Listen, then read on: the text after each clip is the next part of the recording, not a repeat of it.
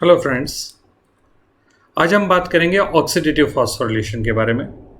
पिछले लेक्चर में हमने इसके बेसिस यानी इलेक्ट्रॉन ट्रांसपोर्ट चेन के बारे में बात करी थी और शायद आपको याद आ रहा होगा, उसमें 4 टाइप के कॉम्प्लेक्सेस के बारे में हमने बात करी थी। कॉम्प्लेक्स 1 जो कि NADH रिडक्टेज था, कॉम्प्लेक्स 2 सक्सिनेट डिहाइड्रोजनेज था और कॉम्प्लेक्स 3 जो था वो साइटोक्रोम BC1 कॉम्प्लेक्स था और कॉम्प्लेक्स 4 साइटोक्रोम ऑक्सीडेज था।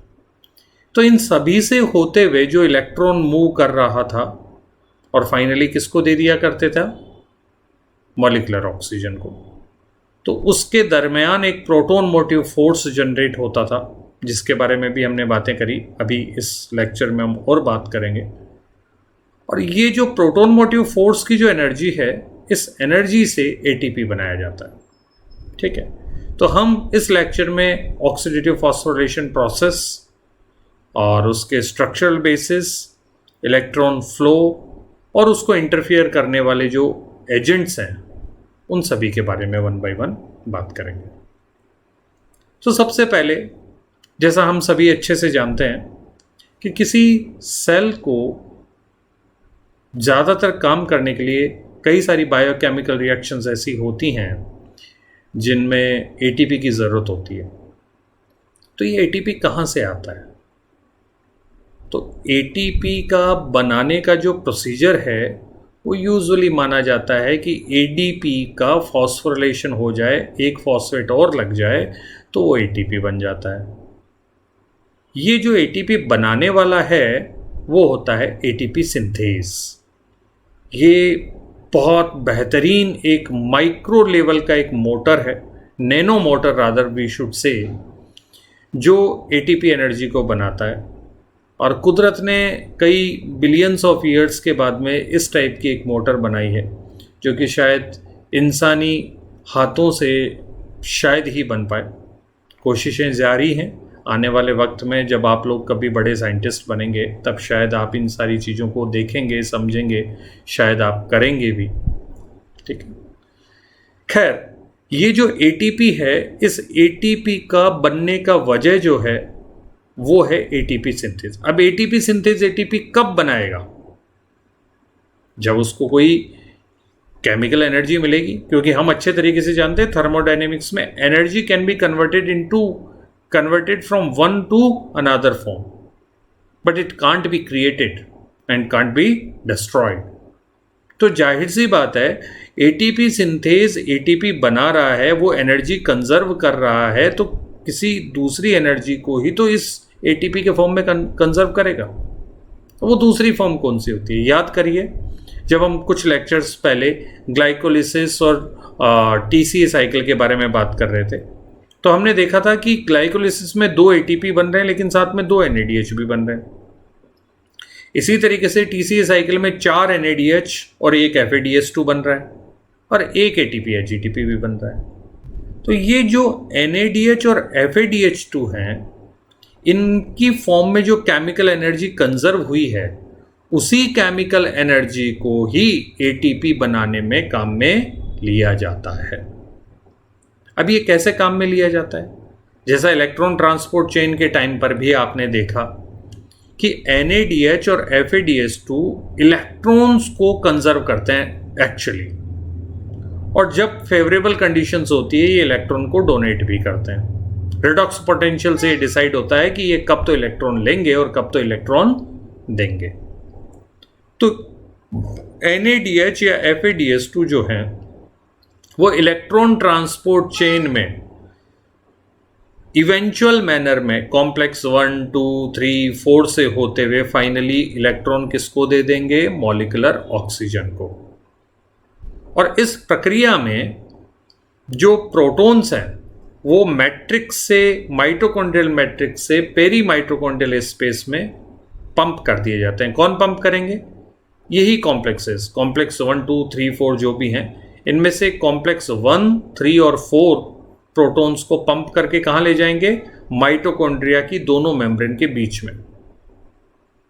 और अब माइटोकॉन्ड्रिया की दोनों मेम्ब्रेन के बीच का जो स्पेस है, जिसे हम पेरी माइटोकॉन्ड्रियल स्पेस बोल सकते हैं, वहां पर प्रोटॉन का नंबर ज्यादा हो गया, मैट्रिक्स में प्रोटॉन का नंबर कम हो गया, जिसकी वजह से बाहर की तरफ यानी पेरीमाइटोकॉन्ड्रियल स्पेस से अगर हम मैट्रिक्स की तरफ आए तो एक इलेक्ट्रोकेमिकल ग्रेडियंट डेवलप हो जाता है, और उसी इलेक्ट्रोकेमिकल ग्रेडियंट की वजह से प्रोटॉन को एटीपी सिंथेसिस से वापस किस में लाया जाता है, मैट्रिक्स में, और इस वजह से वो मॉलिक्यूलर मोटर जो होगा वो रोटेट करेगा, और वो रोटेशन की वजह से जो एनर्जी होगी वो पोटेंशियल एनर्जी किस में कन्वर्ट करवा दी जाएगी, फॉस्फोरिलेशन ऑफ एडीपी और फॉर्मेशन ऑफ एटीपी। तो ये जो पूरा प्रोसेस है वो किस बात पे टिका हुआ है, ये प्रोसेस इस बात पे टिका हुआ है कि फाइनल इलेक्ट्रॉन एक्सेप्टर कौन है, ऑक्सीजन। अगर फाइनल इलेक्ट्रॉन एक्सेप्टर वहां पर नहीं होता तो ये इलेक्ट्रॉन ट्रांसपोर्ट चेन सक्सेसफुल नहीं होती और शायद फॉस्फोरिलेशन नहीं हो पाता। तो क्योंकि ऑक्सीजन डिपेंडेंट प्रोसेस है, इसलिए इस टाइप के फॉस्फोरिलेशन को हम क्या नाम देते हैं, ऑक्सीडेटिव फॉस्फोरिलेशन। और ये कहां होता है, इनर माइटोकॉन्ड्रियल मेम्ब्रेन, जहां पर इलेक्ट्रॉन ट्रांसपोर्ट चेन के कंपोनेंट्स लोकलाइज्ड है। ओके, और जितने भी टाइप के हमने पहले भी जैसे देखे हैं कि जो अमाइनो एसिड्स हैं, लिपिड्स हैं, कार्बोहाइड्रेट्स हैं, ये फाइनली एसिटिल कोए बनाते हैं, और एसिटिल कोए किस में एंटर करता है, टीसीए साइकिल में एंटर करता है, और टीसीए साइकिल के बाद में वो क्या बनाएगा, NADH और FADH2 बनाएगा, और ये NADH और FADH2 क्या करेंगे, इलेक्ट्रॉन ट्रांसपोर्ट चेन से होते हुए इलेक्ट्रॉन फाइनली किसको देंगे, मॉलिक्यूलर ऑक्सीजन को, जिसकी वजह से प्रोटॉन मोटिव फोर्स डेवलप होगा, और वो proton motive force ATP synthase, ATP बनाने में काम में ले लेंगे। तो जाहिर सी बात है एनर्जी लिबरेट ही हो रही है ना इस पूरी प्रोसेस में। तो ये जो प्रोसेस है वो कैसी रिएक्शन होगी, एक्सर्गोनिक रिएक्शंस। ठीक है, ये देखिए आप इस डायग्राम में बहुत आसानी से समझ पा रहे हो आप इसको, कि इसमें कॉम्प्लेक्स 1 है जो पिंक कलर में आपको दिखाई दे रहा है, NADH इसको इलेक्ट्रॉन देता है, और यहां से होते हुए इलेक्ट्रॉन किसको दे दिए जाते हैं, यूबी क्विनोन को, जो Q के फॉर्म में आपको दिखाई दे रहा है। यूबी क्विनोन जो है वो हाइड्रोफोबिक नेचर का सॉल्यूबल प्रोटीन है, और वो कॉम्प्लेक्स 3 को इलेक्ट्रॉन दे देगा, और कॉम्प्लेक्स 3 से साइटोक्रोम C उन इलेक्ट्रॉन को कैरी किधर करेगा, कॉम्प्लेक्स 4 में, और वो फाइनली कॉम्प्लेक्स 4 मॉलिक्यूलर ऑक्सीजन को वो इलेक्ट्रॉन प्रोवाइड करवा देगा। ठीक है, जिसकी वजह से मेटाबॉलिक वाटर बन जाएगा। इस पूरी प्रोसेस में आप देखिए कि कॉम्प्लेक्स 1, कॉम्प्लेक्स 4 और कॉम्प्लेक्स 3 यहां से प्रोटॉन मैट्रिक्स से पेरीमाइटोकॉन्ड्रियल स्पेस में पंप कर दिए जाते हैं, जिसकी वजह से बाहर की तरफ चार्ज कैसा हो गया, पॉजिटिव, और अंदर की तरफ कैसा हो गया, स्लाइट नेगेटिव। ठीक है, अब इसी चार्ज डिस्ट्रीब्यूशन की वजह से और केमिकल डिस्ट्रीब्यूशन की वजह से, केमिकल डिस्ट्रीब्यूशन, प्रोटॉन में हाइड्रोजन का नेचर भी तो है, तो उन इलेक्ट्रोकेमिकल पोटेंशियल की वजह से एक ग्रेडियंट डेवलप हो जाता है, बाहर की तरफ ज़्यादा, अंदर की तरफ यानी मैट्रिक्स की तरफ कम, और उसी वजह से प्रोटॉन को पंप बैक कर दिया जाता है। और ये काम कौन करता है, the so called complex 5th, और उस कॉम्प्लेक्स का नाम क्या है, एटीपी सिंथेस। ये रहा आपका एटीपी सिंथेस के स्ट्रक्चर, जिसमें कई सारी सब यूनिट देख रहे हैं आप, राइट हैंड साइड में कई सारी सब यूनिट का आप जिक्र किया गया है, और लेफ्ट हैंड साइड में आप देख रहे हैं सिर्फ 2 ही टाइप की सब यूनिट है, F0 और F1। F0 हाइड्रोफोबिक पार्ट है जो मेम्ब्रेन के अंदर रहता है, और F1 जो होगा वो रोटेट करता है और ये मैट्रिक्स की तरफ होगा। ठीक है, और राइट हैंड साइड स्ट्रक्चर में आप अच्छे तरीके से देख रहे हैं कि अल्फा, बीटा, गामा, डेल्टा, एटा, ऐसी कई सारी इनकी सब यूनिट होती है। तो कहानी क्या है कि कॉम्प्लेक्स 1 और 2 अगर हम इस डायग्राम में देखें तो आप देख पा रहे हो बहुत आसानी से कि कॉम्प्लेक्स 1 भी इलेक्ट्रॉन किसको देता है, यूबिक्विनोन को। कॉम्प्लेक्स सेकंड भी इलेक्ट्रॉन किसको देता है, यूबिक्विनोन को।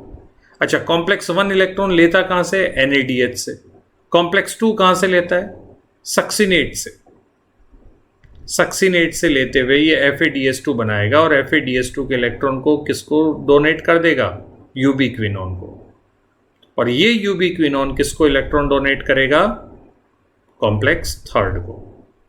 और कॉम्प्लेक्स थर्ड से कॉम्प्लेक्स 4 की तरफ ये इलेक्ट्रॉन जाएंगे साइटोक्रोम C के थ्रू, और फाइनली किसको दे दिया जाएगा, मॉलिक्यूलर ऑक्सीजन। तो कहानी ये है कि दो पाथवे अलग अलग हैं, और वो कहां तक अलग है, NADH2 कॉम्प्लेक्स 1 टू यूबिक्विनोन, और दूसरा succinate to FADH2 to complex second to ubiquinone. जो कॉमन पॉइंट है वो यूबिक्विनोन है। यूबिक्विनोन कॉम्प्लेक्स 1 और कॉम्प्लेक्स सेकंड दोनों से इलेक्ट्रॉन लेगा और फाइनली कॉम्प्लेक्स थर्ड और फोर्थ की तरफ वो लेकर जाएगा। ठीक है, तो ये हम इसमें बताना चाह रहे थे। जब ये लेकर जा रहा होगा तो फिर माइटोकॉन्ड्रियल मेम्ब्रेन के, इनर माइटोकॉन्ड्रियल मेम्ब्रेन के अक्रॉस एक प्रोटॉन ग्रेडियंट डेवलप होगा, और उसकी पोटेंशियल एनर्जी को ही हार्वेस्ट कौन करता है, कॉम्प्लेक्स 5 या ATP सिंथेस। ये आप आसानी से इसमें प्रोटॉन मोटिव फोर्स को देख पा रहे हो कि मैट्रिक्स में जो प्रोटॉन है उनका नंबर कम हो जाता है। क्यों कम हो जाता है, क्यों, कॉम्प्लेक्स फर्स्ट, कॉम्प्लेक्स थर्ड और कॉम्प्लेक्स सेकंड, इन्होंने प्रोटॉन को मैट्रिक्स से उठा के किधर पंप कर दिया था, पेरी माइटोकॉन्ड्रियल या इंटर मेम्ब्रेन स्पेस में, जिसकी वजह से वहां का pH कम हो गया, इंटर मेम्ब्रेन स्पेस का pH 7 हो गया। ओके, और इलेक्ट्रिक पोटेंशियल कह लें या केमिकल ग्रेडियंट कह लें, ये दोनों ही किस डायरेक्शन में होंगे, किधर ज़्यादा है, इंटर मेम्ब्रेन स्पेस की तरफ ज़्यादा कॉन्सेंट्रेशन है, इलेक्ट्रिक प्रॉपर्टीज़ भी उधर ज़्यादा हैं और केमिकल कॉन्सेंट्रेशन भी उधर ज़्यादा है। तो एक इलेक्ट्रोकेमिकल ग्रेडियंट डेवलप होता है किधर से किधर की तरफ, inter membrane space to matrix की तरफ, और ये डाउनहिल मूवमेंट होगी प्रोटॉन्स की, और उसी प्रोटॉन्स की डाउनहिल मूवमेंट के साथ ही क्या बनेगा, ATP। तो ये आप यहां पे देख पा रहे हैं, electron flow from the NADH2 to molecular oxygen. तो NADH किसके थ्रू इलेक्ट्रॉन डोनेट करेगा, कॉम्प्लेक्स 1 के थ्रू। और जब ये ट्रांसफर कर रहा होगा कॉम्प्लेक्स 1 NADH से इलेक्ट्रॉन को यूबिक्विनोन को दे रहा होगा, मीनवाइल 4 प्रोटॉन को मैट्रिक्स से ये किधर पंप कर देगा, inter membrane space. यूबिक्विनोन complex third से होते हुए इलेक्ट्रॉन को किसको दे देगा, साइटोक्रोम C को। तो ये जो कॉम्प्लेक्स थर्ड है उस दौरान 4 प्रोटॉन को और पंप कर देगा, इधर इंटर मेम्ब्रेन स्पेस की तरफ। फिर साइटोक्रोम C जो होगा वो मॉलिक्यूलर ऑक्सीजन को इलेक्ट्रॉन दे देगा, किससे होता हुआ, कॉम्प्लेक्स 4 से होता हुआ। तो कॉम्प्लेक्स 4 इस दौरान 2 प्रोटॉन को पंप कर देगा।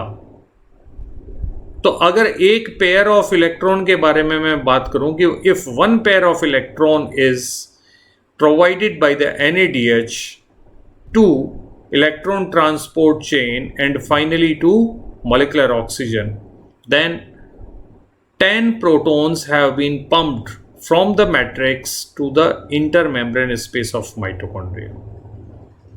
Okay? और इन 10 में से अगर 4 प्रोटॉन को वापस पंप करवा दिया जाता है, जो स्टिकियोमेट्री है वो ये कहती है कि 4 प्रोटॉन को ATP सिंथेज वापस अगर पंप करवाता तो बदले में इतनी एनर्जी आ जाती है रोटेशन की वजह से, जिससे ADP का क्या करवा दिया जाता है, फॉस्फोरिलेशन। तो सोचिए 4 प्रोटॉन से एक ATP बना तो 10 प्रोटॉन से कितने बनेंगे, अप्रॉक्सीमेटली 2.5।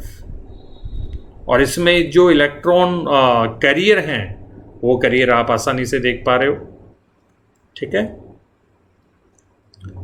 जैसे कि दूसरा वाला केस हम ले लेते हैं सक्सिनेट से, जो कि एक इंटरमीडिएट है TCA साइकिल का।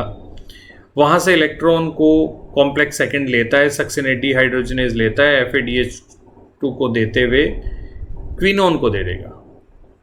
ध्यान रखने वाली बात यह है कि इस दौरान कॉम्प्लेक्स सेकंड कोई भी प्रोटॉन को पंप नहीं करता। ये एक इंपॉर्टेंट बात है। और ये क्विनोन से जो इलेक्ट्रॉन्स होंगे, जो कपल ऑफ इलेक्ट्रॉन्स हैं, वो कॉम्प्लेक्स थर्ड से होते हुए साइटोक्रोम C को दे दिए जाते हैं। अगेन साइटोक्रोम C कितने प्रोटॉन पंप करेगा? 4। और साइटोक्रोम C से कॉम्प्लेक्स 4 यानी साइटोक्रोम ऑक्सीडेज से होते हुए फाइनल इलेक्ट्रॉन किसको दे दिए जाते हैं? मॉलिक्यूलर ऑक्सीजन को। और बदले में कॉम्प्लेक्स 4 कितने इलेक्ट्रॉन पंप करेगा? 2 इलेक्ट्रॉन पंप करेगा। ठीक है, तो FADH2 के इन्फ्लुएंस में कितने कितने प्रोटॉन पंप हुए? 6। और 4 प्रोटॉन का पंप बैक करके एक ATP अगर बनाया जाता है तो 6 से कितना ATP बनेगा? 1.5। इसलिए FADH2 का वैल्यू ATP के सेंस में अगर हम देखें तो 1.5 माना जाता है स्टोइकियोमेट्री। और NADH से कितना प्रोटॉन पंप होता था? 10। तो वहां से कितने ATP इक्विवेलेंट एनर्जी कंजर्व होगी? 2.5।